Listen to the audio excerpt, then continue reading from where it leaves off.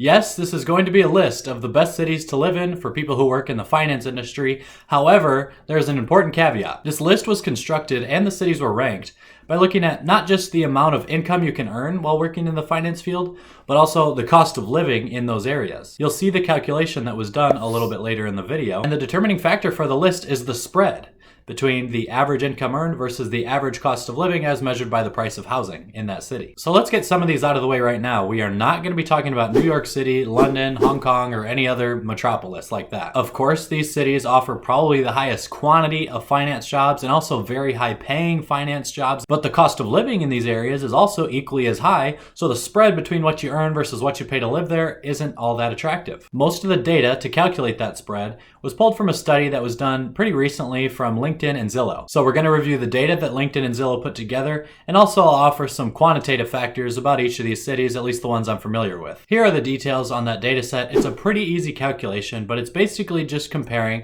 the average annual income in the finance industry within each of these cities versus the average cost of housing in each city. This list is going to apply to both people who would rather own a home or people who would rather rent. In some of these cities, there was a relatively higher spread if you own versus rent, since rent's a little bit more expensive than the average home prices, and in other cities, vice versa. So we just averaged the mortgage versus the rent payments. At number 10 on this list, we have Colorado Springs, Colorado. Now, Denver makes plenty of well-deserved headlines about it being a premier place to live, but Colorado Springs is giving the capital a run for its money. The cost of living is approximately 15% lower in Colorado Springs versus Denver, but the employment opportunities have been increasing at a much higher rate than they have been in Denver. And Colorado Springs arguably might have more fun activities to do around the city. Obviously, there's going to be a lot of hiking and biking trails. You have the Garden of the Gods, you have the world famous Pikes Peak, and Colorado Springs is also ranked like in the top 20 cities in the country in terms of air quality. Denver definitely can't say the same. Number 9 on the list is Indianapolis, Indiana. Even though I'm a Formula One fan, as you can see on the backgrounds right behind me,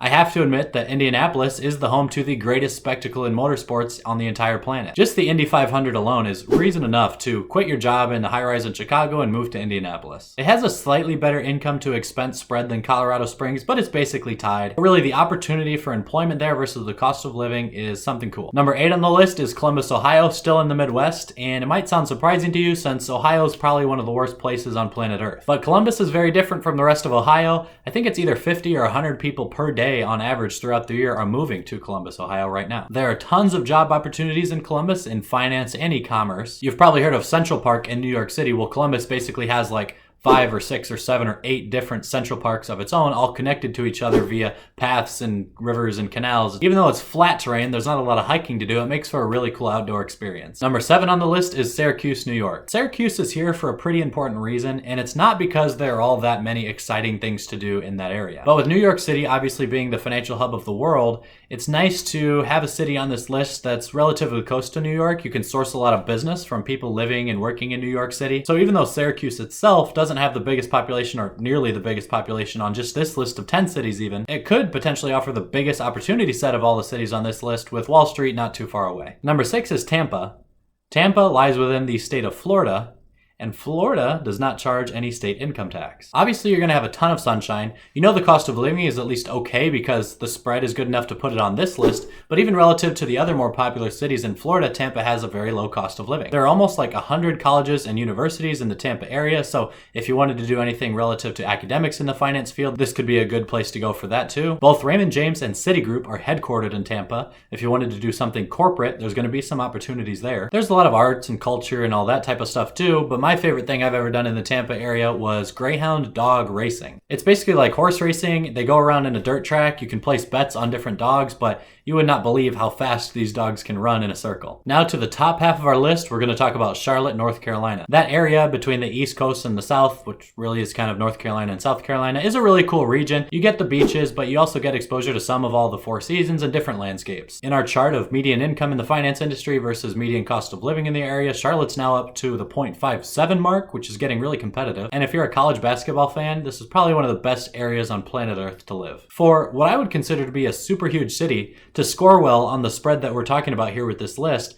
it would almost have to be in a state that typically carries a very low cost of living, and Texas fits that bill. So yes, Dallas is going to be more expensive than almost all the other areas of Texas, maybe not Austin, but probably even Austin. The opportunity set and the average incomes within the finance industry in Dallas are huge. I don't have the statistic on just how many people are moving to Dallas, Texas each day, but I'm sure it's far more than Columbus, Ohio. It's really a metropolis, but it also boasts a 0% state income tax, kind of like Florida. If you're a cost-conscious person considering different cities to work in the finance industry in, but you definitely want that big city feel, Dallas is probably your go-to. Number 3 is inversely one of the smallest cities on our list, and that's going to be Grand Rapids, Michigan. Grand Rapids has the lowest cost of living on this list. You could probably find a 2-bedroom, 1-bath house for like 120 grand and have a $432 a month mortgage payment or something. You're almost living for free at that point. It's probably a 3-hour drive around Lake Michigan from Chicago, and a lot of people in the region actually call it Little Chicago. There's a lot of breweries in the city and a lot of rural areas around it, which contributes to that low cost of living. And you're not going to see any major corporations headquartered here,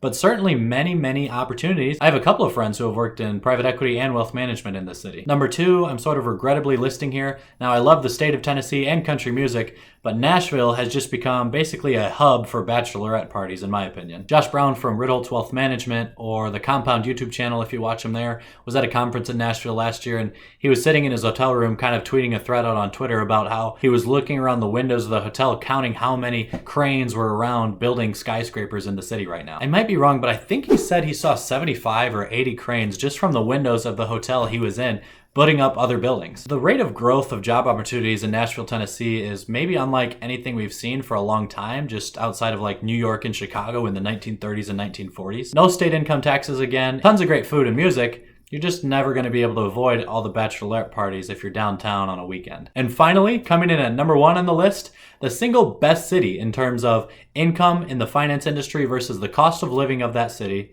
is the armpit of America, Pittsburgh, Pennsylvania. Honestly, I don't know that much about Pittsburgh myself, but it scored a 0.61 on the spread from the data drawn from LinkedIn and Zillow, so the people working in the finance field in Pittsburgh are getting a pretty good deal. I know people like the Penguins here. I think they go to a lot of football games. There's some colleges in the area. Really well-renowned hospital systems in Pittsburgh, so if you're someone who uses a lot of healthcare and that matters to you, maybe that's a plus. I think they used to have a really big steel industry there. Hopefully the fact that it's on this list means that there's less of a steel industry and more of a finance industry now. There's really one major reason that I wanted to make this video, and that is to show people who feel like they might want to spread their wings and go somewhere else that there are plenty of opportunities and relatively low costs of living in other cities in America. Think about Jeff Bezos, for example. If he would have stayed in the little town that he grew up in northern Alaska and not made the 2,000-mile walk on snowshoes to Billings, Montana, where the weather is much more tropical, to start Apple in his college dorm room, there's no way it could have ever grown into the company that it is now. I mean, look at Jeff Bezos. He's worth like $20 million. So you too can accomplish anything you want. Please like and subscribe. Thanks for watching.